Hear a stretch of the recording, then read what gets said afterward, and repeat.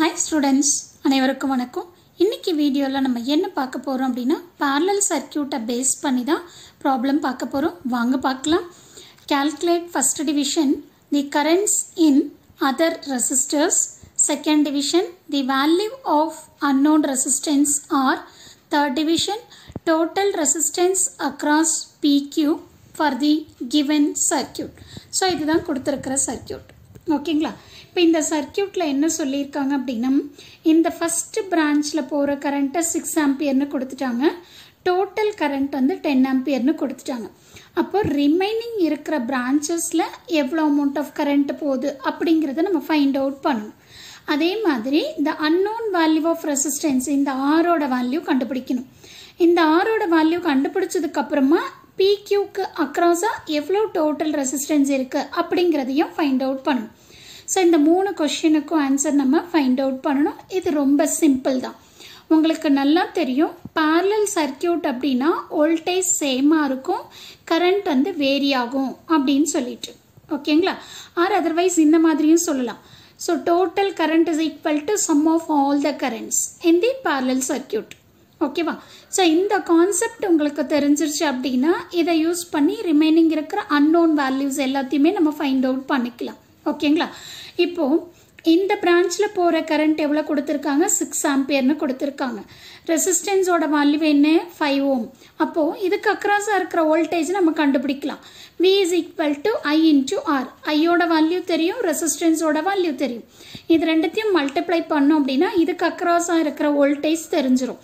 இப்போ இதுக்கு அக்ராஸா இருக்கிற வோல்டேஜ் தெரிஞ்சிருச்சு அப்படின்னா இதே வோல்டேஜ் தான் ரிமைனிங் இருக்கிற இந்த 3 பிரான்ச்சஸுக்கும் நமக்கு இருக்கும். ஏன்னா இது parallel சர்க்யூட், வோல்டேஜ் வந்து சேமாக இருக்கும். கரெக்டுங்களா?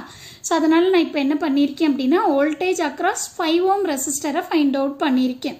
கரண்ட் இன்ட்டு ரெசிஸ்டன்ஸ் வந்து வோல்டேஜ், அப்போ 30 வோல்ட்டுன்னு கிடச்சிருச்சு. அப்போ இந்த 3 பிரான்ச்சுக்கும் அக்ராஸாக இருக்கிற வோல்டேஜ் வந்து 30 வோல்ட். ஓகே, சரி. இப்போ நான் என்ன பண்ணுறேன் அப்படின்னு சொன்னீங்கன்னா இது வழியாக எவ்வளோ கரண்ட் போகுது, இது வழியாக எவ்வளோ கரண்ட் போகுதுன்னு நான் கண்டுபிடிக்கிறேன். ஏன் மேடம் இதில் மட்டும் கண்டுபிடிக்கிறீங்க, இங்கே கண்டுபிடிக்க மாட்டிங்களா அப்படின்னா எனக்கு இங்கே வேல்யூ என்னன்னே தெரியாது, அன்னோன் ரெசிஸ்டன்ஸோட வேல்யூ என்னன்னு தெரியாது. அதை கண்டுபிடிச்சாதான் கரண்ட் கண்டுபிடிக்க முடியும். கரெக்டா? ஸோ அதனால் என்ன பண்ணுறேன் அப்படின்னா ஃபஸ்ட்டு இது ரெண்டுத்துலேயும் என்ன கரண்ட் போகுது அப்படிங்கிறத நான் ஃபைண்ட் அவுட் பண்ணிக்கிறேன். ஸோ அப்போ 30 ஓம் வழியாக என்ன கரண்ட் போகும்? Voltage divide by resistance. Voltage வந்து 30 டிவைட் பை இங்கே என்ன ரெசிஸ்டன்ஸ் இருக்குது? 30. அப்போ 1 ஆம்பியர் கரண்ட் இது வழியாக ஃப்ளோ ஆகும். ஓகேவா?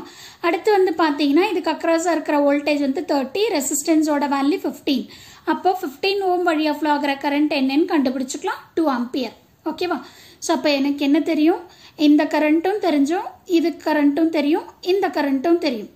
அப்போது total current is equal to sum of all the கரண்ட்ஸ்னு எழுதிக்கலாம். கரெக்டா? ஸோ அப்போது total current is equal to 6 ampere plus இது வழியாக போகிற கரண்ட் எனக்கு தெரியாது, அதனால் நான் என்னென்னு எடுத்துக்கிறேன்? IRன்னு எடுத்துக்கிறேன். ஸோ இது வழியாக எனக்கு 1 ஆம்பியர் கரண்ட்டு, இது வழியாக 2 ஆம்பியர் கரண்ட். இங்கே ஏங்கிறது ஆம்பியர். ஓகேவா? ஸோ அப்போ 6ஓட 1 ஆட் பண்ணிங்கன்னா 7, 7ஓட 2 ஆட் பண்ணிங்கன்னா 9. So 9 plus IR is equal to total current நமக்கு எவ்வளோ கொடுத்துருக்காங்க? 10ன்னு கொடுத்துட்டாங்க. ஓகே, ஸோ இதிலிருந்து IR தட் இஸ் இந்த ரெசிஸ்டன்ஸ் வழியாக ஃப்ளோ ஆகிற கரண்ட் வந்து 1 ஆம்பியர். ஸோ இந்த கரண்ட் கண்டுபிடிச்சிட்டோம். அப்போ நம்ம என்ன பண்ணலாம்? ரெசிஸ்டன்ஸோட வேல்யூ கண்டுபிடிக்கலாம். So R is equal to V by I. So total voltage வந்து 30 டிவைட் பை கரண்ட்டோட வேல்யூ என்ன? நம்ம இப்போ என்ன கண்டுபிடிச்சோம்? 1ன்னு கண்டுபிடிச்சிட்டோம். இப்போ 30 டிவைட் பை 1 போட்டோம் அப்படின்னா 30 ஓம்னு வந்துடும். இது unknown value of resistance. Okay, இப்போ எனக்கு என்ன தெரிஞ்சிருச்சு அப்படின்னா இந்த 4 பாத்துலேயும் என்ன ரெசிஸ்டன்ஸ் இருக்குன்னு தெரிஞ்சிருச்சு. இப்போ வந்து இங்கே வந்து 5 இருக்குது, இங்கே நம்ம என்ன கண்டுபிடிச்சோம்? 13 கண்டுபிடிச்சோம். இங்கே ஆல்ரெடி 30 இருக்குது, இங்கே 15 இருக்குது. இப்போ எல்லா வேல்யூ ஆஃப் ரெசிஸ்டன்ஸும் தெரிஞ்சிருச்சு. அதனால் நம்ம என்ன பண்ணுறோம்? ஈக்குவலன்ட் ரெசிஸ்டன்ஸை கண்டுபிடிக்கிறோம். உங்களுக்கு நல்லா தெரியும் parallel சர்க்யூட்டில் மோர் தென் 2 ரெசிஸ்டன்ஸ் இருந்தது அப்படின்னா 1 divided by R equivalent is equal to 1 by R1 plus 1 by R2 plus 1 by R3 plus 1 by R4. So அந்த ஃபார்முலா யூஸ் பண்ணி தான் நம்ம டோட்டல் ரெசிஸ்டன்ஸ் கண்டுபிடிக்கணும். ஸோ அப்போ 1 by R1ஓட வேல்யூ 5, R2ஓட வேல்யூ 30, R3ஓட வேல்யூ 30, R4ஓட வேல்யூ 15. இப்போ எல்லாத்துக்கும் ரெசிப்ரோக்கல். அப்போ நம்ம இதை என்ன பண்ணணும்? சிம்பிளிஃபை பண்ணணும். இதை சிம்பிளிஃபை பண்ணோம் அப்படின்னா ஈக்குவலன்ட் ரெசிஸ்டன்ஸ் எவ்வளோ கிடைக்குது? 3 ஓம்ஸ்னு கிடைக்குது. ஸோ இந்த மாதிரி தான் நம்ம என்ன பண்ணணும் அப்படின்னு சொன்னீங்கன்னா வேல்யூஸை கண்டுபிடிக்கணும். பாருங்கள் கரண்ட் இன் அதர் பிரான்ச்சஸ் எல்லா பிரான்ச்சும் கண்டுபிடிச்சிட்டோம்.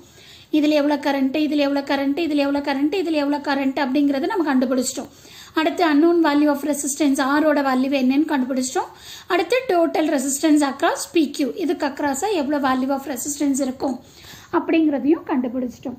ஸோ இது எல்லாமே நமக்கு வந்து பேசிக்கான விஷயம்தான். ஸோ கண்டிப்பாக இந்த வீடியோ உங்களுக்கு யூஸ்ஃபுல்லாக இருக்கும்னு நினைக்கிறேன். தேங்க்யூ ஃபார் வாட்சிங் திஸ்.